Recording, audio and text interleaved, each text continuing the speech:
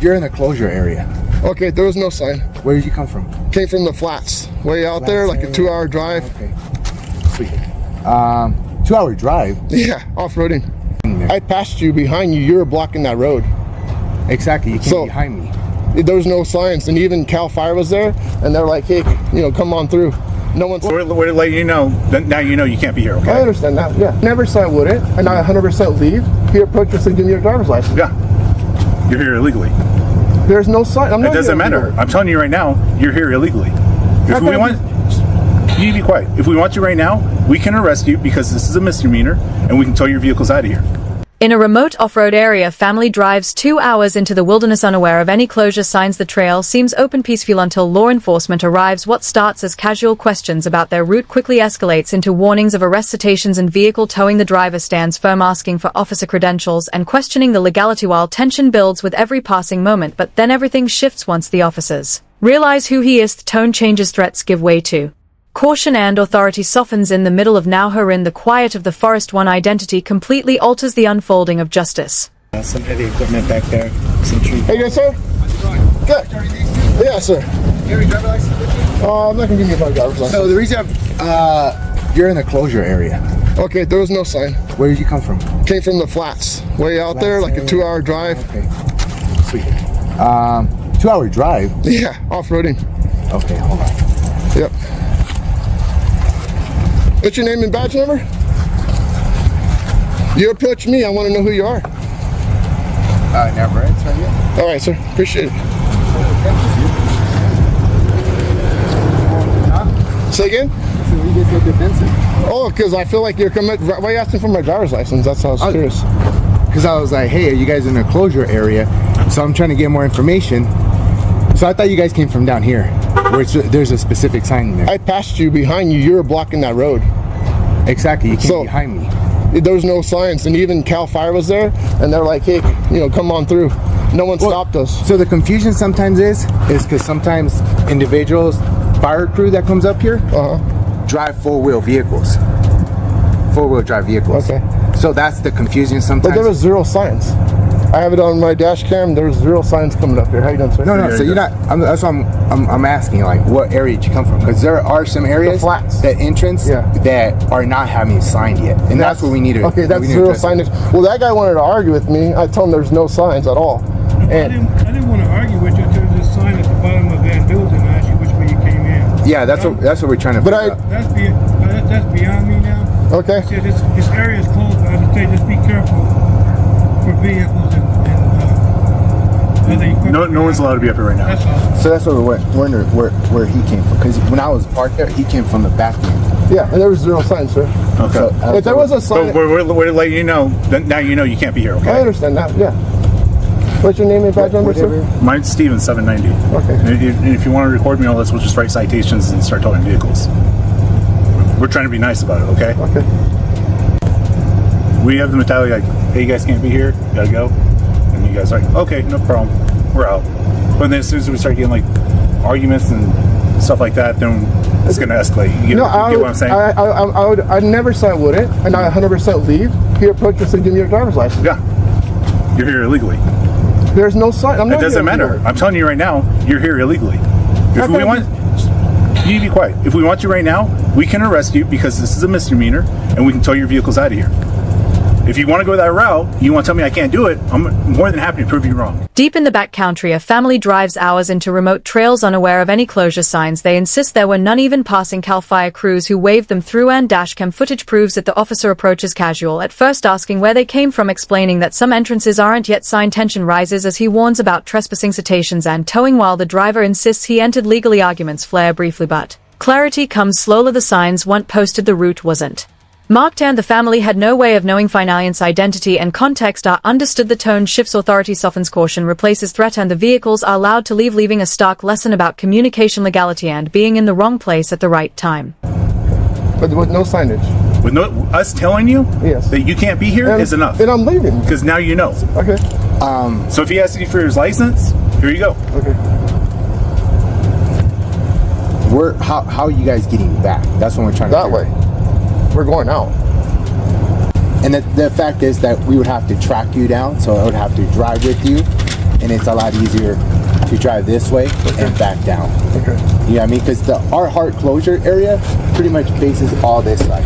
Okay. And then there's trails to go back into the into the fire area. Okay. Which right now, I mean, I don't know exactly what they're doing, but they're just making sure that there's no hot coal still out there, and you guys get stuck in between the fires. I went to the welcome center. There was nothing mentioned of that. So Yeah. be something that they might want to tell us when we're talking off road. Yeah. And then sometimes that's why we wonder, like, hey, where is it exactly you can't come from? How come the welcome center doesn't inform us that there's an active fire and we shouldn't be up here?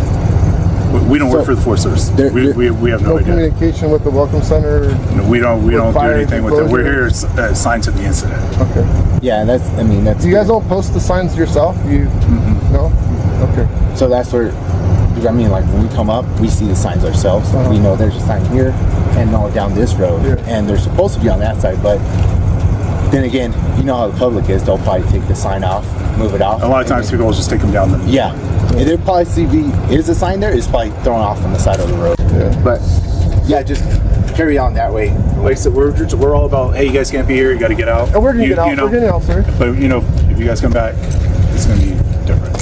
All right. Appreciate the correct, so whatever you want to call it. Just the warning. You already told me, sir. Right. I'm ex-military. I 100% Same agree here. with you. Same but here. I don't understand why, not the de-escalation and be like, hey, you guys are having fun. My daughter never seen Holcomb. The Right. last time she was here I get it, was but 1 year under old. the But you guys circumstances- come, like, he was cool. I mean, he de-escalated super fast. You escalated. How'd I escalate? You're All told my vehicles. You Right. ran me under arrest Right. for a misdemeanor. I don't even know if that's legal. I used to work for the the sheriff's department. Okay, So why come you don't anymore? I'm an airline pilot. When you see my business card, I work for the sheriff's department. Okay. I've been in law enforcement for 20-something years, and I work with different agencies and different So we're on the task same forces. team. We bleed the Right. same blood. And you know how it is when you go up there and someone starts, well, I didn't see the sign. You know exactly where but you're I'm coming not. from. That's the thing, though. I get it. You would think I was look- bullshit. You guys just admitted there's no signs. I didn't say that. He said that. I don't know where you came from. Yeah. I know there's signs up there. Yeah, like crack flats, and you, from being a deputy, you know from your experience that people do go up there and they rip down signs, right? Yeah, I understand that. I do. So, you know the situation. Yeah, but I wouldn't threat somebody like I'm going to arrest you. No, I'm going to say tow here, your cars. if you're going to argue, I said right now you're committing misdemeanor. You as a deputy, you know, former deputy, you know that, right? I guess if you say so. Yeah. You know, you want to call it a threat or whatever. It's But hey, what's the this is charge? where this As is a where we can misdemeanor, what would be the charge? trespassing inside a closure. So trespassing. Yeah. When there's no visible sign saying I'm trespassing. But when we In broad daylight, a family drives deep into the backcountry unaware of any posted closure signs. Some may have been moved or removed. Law enforcement arrives, tension rising as officers warn of trespassing citations and vehicle towing. The driver calmly explains the lack of signage, even showing dash cam footage while revealing his own law enforcement background and years of experience. At first, threats dominate the conversation, but once his identity and context are understood, the tone softens. Later, a car is pulled over on the side of the road, music playing, and the driver, careful and aware of his rights, reaches for his license while asking the officer to remain calm. Every interaction unfolds in real time, a study in authority, legality, and the fragile balance of escalation and de-escalation. tell you can't be here and you continue to argue. Okay. We're still arguing, but anyways. You said it. Hey, brother. Let me get my man's on video. What's your name, sir? Captain Burton. Okay, Captain Burton. Let me put that right there, because you ain't about to play me. I know my rights. Make sure I get Captain Burton right there. If you're trying to rush me to get my driver's license, you see me reaching for it, please don't pull your weapons on me. Don't shoot me or nothing like that.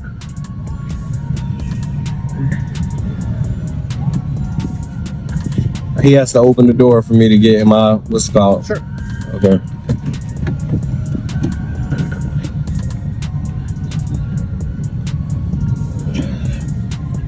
You're not gonna take it?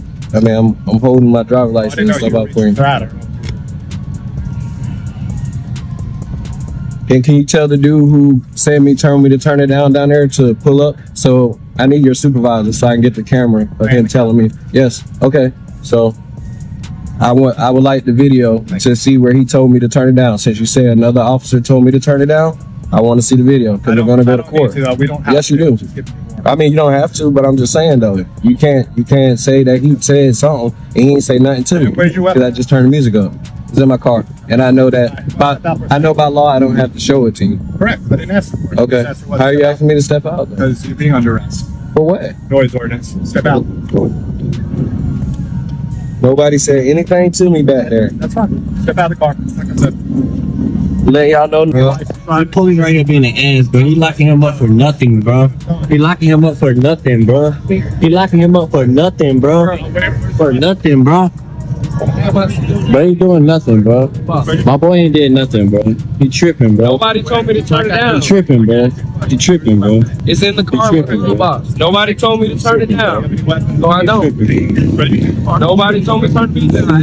Hello? That's the officer that told me to turn it Yeah, down. man, no, they about to lock Rambo up talking about some down That's because not he fair. won't turn him. He told him to turn the music down. He talking about Where Rambo is the talking officer who said told me to turn the music down? Nobody told me to turn the music down. You trying to take me to jail for nobody telling me to turn the music down? Yeah, they about to lock him up, man. They about to tow the vehicle and all, man. This shit. Two encounters, two different settings in the backcountry. A family drives into trails with no visible signs. Officers arrive. Warnings escalate to threats of arrest and towing, then soften once the driver's background and identity are revealed. Later, in broad daylight, a man is pulled over for allegedly playing loud music as he carefully reaches for his license and cites his rights. The situation escalates instantly. Officers demanding he exit the vehicle. Both scenes raise the same questions. Should enforcement depend on who someone is or only the facts? When are rights protected speech, and when can authority be applied? These moments highlight the fine line between lawful enforcement, escalation, and accountability, reminding viewers to know their rights and demand consistency under the law.